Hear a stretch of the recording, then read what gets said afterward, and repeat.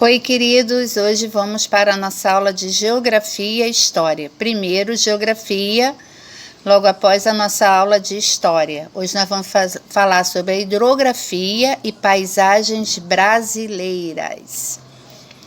Vamos lá? Bom, a água é um elemento fundamental para o desenvolvimento dos organismos vivos, além de ser responsável por grande parte de características das paisagens da superfície terrestre. Claro que a água é bem fundamental, né? As águas dos rios, lagos, mares e oceanos e as águas subterrâneas, utilizadas pelos seres humanos, recebem o nome de recursos hídricos. Águas subterrâneas é aquelas que vão por baixo.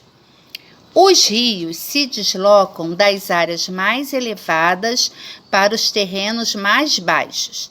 Em toda a extensão do território brasileiro, existem rios com diferentes volumes de água, profundidade, relevo por onde corre a extensão de seu curso. O que vocês vão fazer agora? Vocês vão marcar de a água até recursos hídricos, depois se deslocam até extensão de seu curso. Aqui está mostrando um mapa do Brasil hidrográfico. Tem vários rios.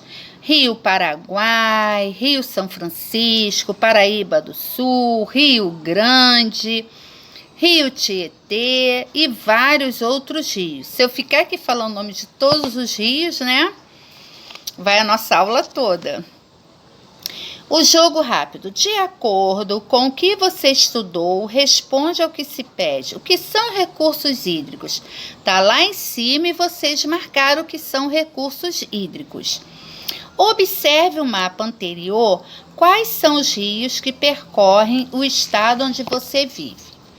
Bom, lá na Serra da Mantiqueira, onde fica o Pico das Agulhas, com 2.789 metros, é o ponto mais alto do estado e percorre 3 estados: São Paulo, Rio de Janeiro e Minas Gerais.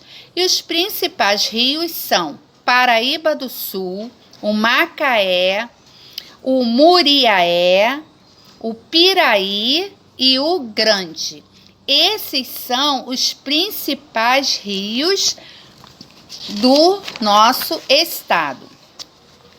Na próxima página, vocês vão ver aí o relevo e aproveitamento dos rios. É importante saber que o aproveitamento dos rios pelos seres humanos é influenciado pelo relevo. Existem os rios de planície e os rios de planalto. Os rios que estão em região de planície são geralmente navegáveis por meio de hidrovias, pois suas águas correm por terrenos que não apresentam desníveis significativos. Então, vocês vão marcar de os rios até significativos. Depois, suas águas correm mais lentamente, normalmente tem cursos sinuosos. Podem ser aproveitados para a pesca e o lazer. Então, vocês vão marcar. As águas correm até sinuosos e depois podem ser aproveitados para a pesca e o lazer. O que são sinuosos? Que apresentam muitas curvas. Os rios de planalto correm superfícies irregulares cujos desníveis formam muitas quedas d'água. Então, vocês vão marcar aí que os rios de planalto até quedas d'água. Relevo acidentado normalmente são utilizados para a geração de energia, com a construção de usinas hidrelétricas. A navegação também é possível nesses rios, desde que construídas eclusas nas áreas de maior desnível.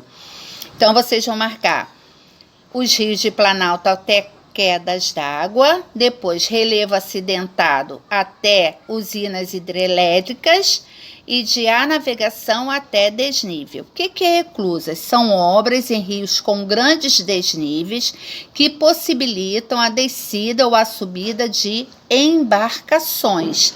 Tem alguns que não tem como fazer isso, tá?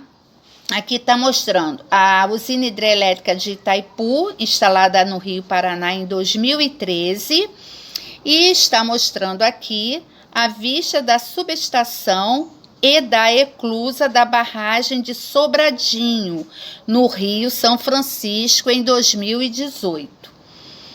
Existem também os rios perenes e os temporários. Os rios perenes são os que mantêm suas águas durante o ano todo, variando em volume conforme a quantidade de chuvas. A maior parte dos rios brasileiros são perenes, então vocês podem marcar os rios perenes até perene. Já os rios temporários, que está na próxima página, são aqueles que secam completamente nos períodos de estiagem, ou seja, na época de ausência de chuvas. Rios desse tipo são pouco comuns no Brasil. O que existem localizam-se principalmente na região Nordeste. A importância das matas ciliares. Estão vendo aqui? Matas ciliares, ó. Tá? É a vegetação encontrada nas margens de corpos de água como os rios e que acompanha todo o seu percurso da nascente até a foz. A mata ciliar é fundamental para manter a qualidade dos rios, pois funciona como um filtro que reduz a contaminação das águas por produtos poluentes como agrotóxicos utilizados na agricultura. Então, vocês vão marcar de mata ciliar até agricultura. Depois, protege o solo dos agentes erosivos, servindo como barreira para que não ocorra o depósito de terra no leito dos rios.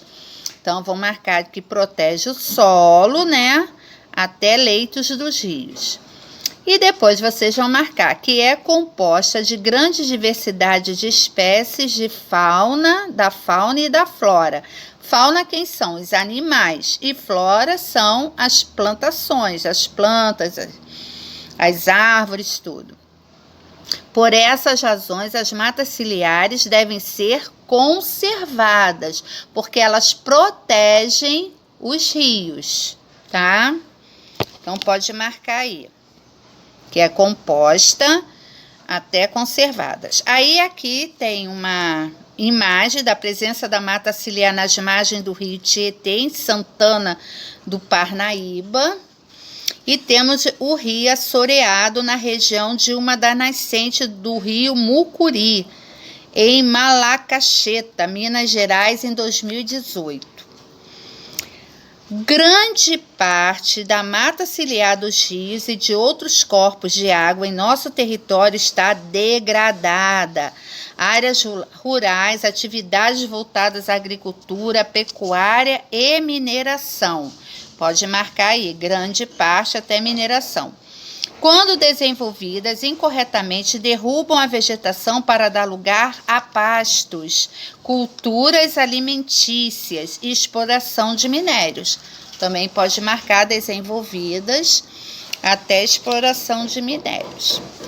Aí você vai ver aqui a vista de plantação de cana-de-açúcar ao fundo e milho à direita, na margem do rio Paranapanema. Nota-se que não há mata ciliar significativa para conservar as margens do rio, que seriam muito importantes se elas estivessem aqui, mas não tem. Já em áreas urbanas, o crescimento desordenado das cidades faz com que as margens dos rios sejam muitas vezes ocupadas indevidamente por construções e vias de transporte, sem cuidado com a conservação de uma faixa adequada de vegetação. Pode marcar aí, de já até vegetação. Todas essas atividades complementares está aí nessa unidade 3, que vai até a página 27, tá? Vocês vão ver a unidade 3, aí vão responder. Qualquer dúvida, pode me procurar, tá bom? Então, é isso. Para a nossa aula de geografia, sobre a hidrografia, depois vocês vão responder as atividades complementares até a página 27. Até daqui a pouco com a aula de história.